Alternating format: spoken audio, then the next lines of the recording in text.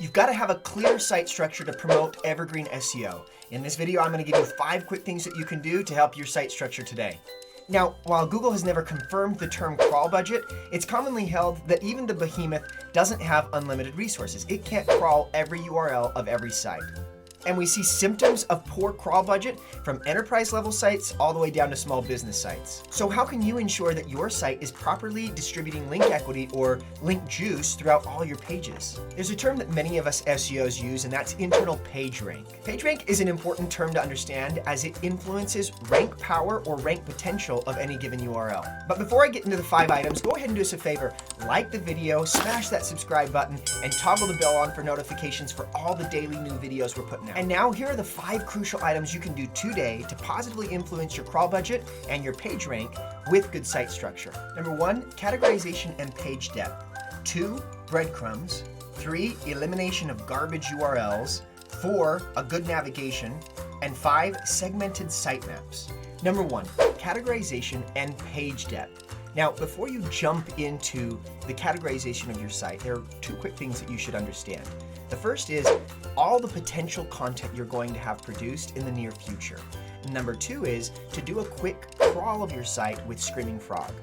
A little bit of keyword research, including a gap analysis with your competitors, will help you determine a good portion of content for the near future, which is going to help you understand what's out there and then to give you an idea of how to categorize it. Now, a Screaming Frog crawl is going to help you understand how your site looks today.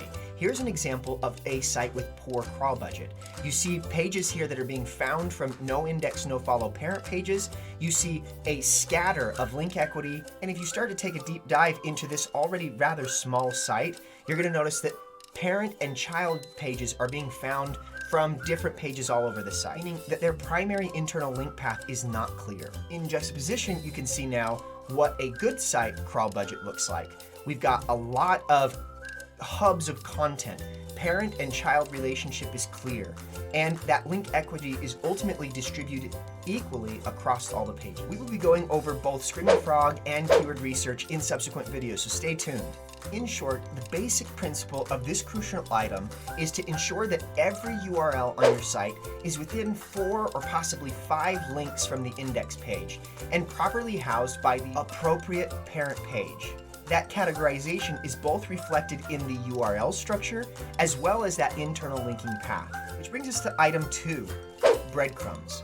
Why are breadcrumbs important for site structure?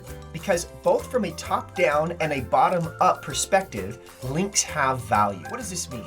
From a top-down perspective, from the index page out to every other page on your site, you want to have that parent-child relationship clear. However, from bottom up, if every page now has a link back to its parent and ultimately back to the index page, all of those links to all of those scaled out pages create a higher page rank for your index page and those subsequent parent category pages. Let me show you what this looks like.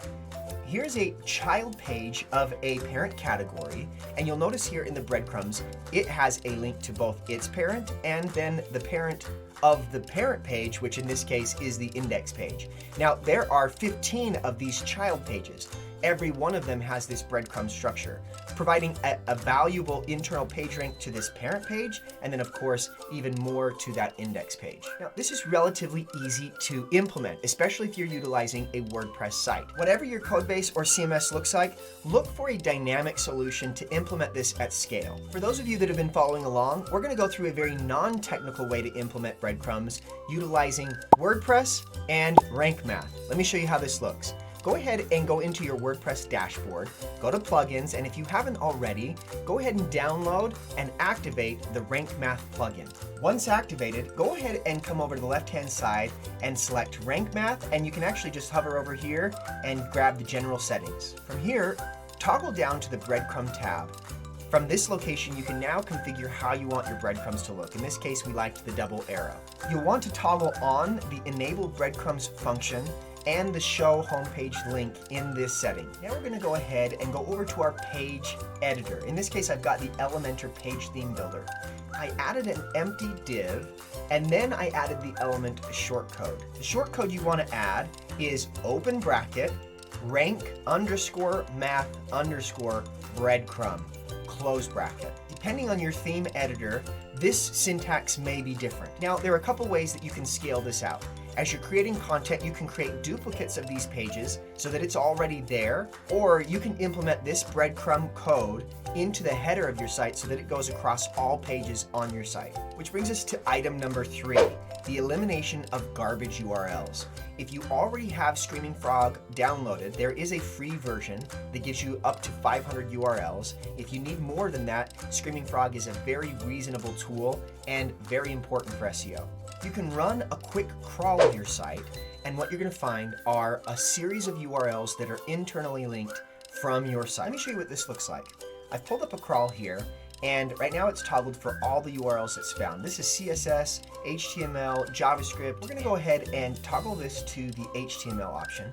And as we go through these URLs, we're going to start to see some things like pagination, parameterized URLs, and then of course just a bunch of miswritten URLs that are either in a 400 status or 500 status. There are 4 key concepts to making something indexable to Google. 1, the URL resolves in a 200 status. 2, it has a self-referencing canonical tag. 3, it has a index follow meta robots tag on the HTML page. And 4, it is not being blocked by the robots.txt file. So as you start to clean up non-valuable URLs, those are the concepts that you want to be thinking about. Is this paginated URL valuable to my internal linking structure? And do I want to be providing it any kind of link equity or internal page rank?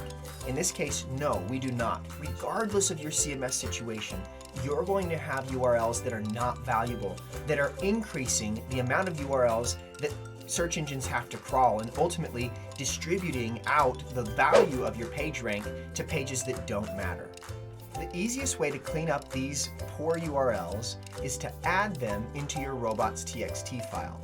A robots.txt file is just a TXT file that lives at root folder of your site with the file name of robots.txt. Let me show you what this looks like. You can find your robots.txt file, if there is one, by going to your domain/robots.txt. Now, all of those URLs that you want to eliminate from your crawl budget and tell Google and search engines not to crawl, you can add a light item here to the user agent wildcard, and then add the URI or that slug for that series of URLs that you want to disallow. If you're using WordPress or a CMS, likely there is a plugin that you can use to upload and then host that robots.txt file. If you're not, you can go ahead and create the TXT file in any TXT editor and then upload it to the root folder of your site. This brings us to crucial item number 4, which is a good navigation or menu on your site. Because your navigation or your menu is generally implemented on every page of your site, the links that are found there are inherently more valuable because they're getting linked to from every page on the site, which means that it's imperative to have those pillar or core category pages of all the content of your pages in that navigation bar. Let me show you what this looks like. Essentially, every page that can be found on this site can be navigated to from one of these core parent pages. This ensures that both bots and users can get to any page on my site and ultimately corroborates and reflects that site structure that we've built with the internal linking. Which brings us to the 5th and final crucial item, segmentation of sitemaps. Your sitemap should also reflect that same segmentation of your site by these parent pages. What this allows you to do is now see indexation by page type and by section of your site. Let me show you what this looks like. We talked about sitemaps before. They live at sitemap.xml. From here, this is now going to be your sitemap index. So you're going to create a different type of sitemap that's going to house all of the subsequent segmented sitemaps in there. For example, you can see here at sitemap.xml, we have 1, 2, 3, 4, 5, 6, 7, 8 sitemaps that are all representative of those 8 pillar pages or categories of the site. If you go into any one of these, you're then going to be able to find the URLs that are pertinent to that category. This all makes for an incredibly clean site structure, which ultimately positively influences your page rank as well as your crawl budget. We realize that that's a lot of information to take in a quick video. So do this. Go ahead and like and subscribe to our channel so that you can follow up on these videos and learn more about how to do different SEO strategies as well as utilize these tools that we as SEOs use. I'll also be putting out videos on marketing automation and digital marketing in general. This is Quinn with RunLeadGen, and thanks.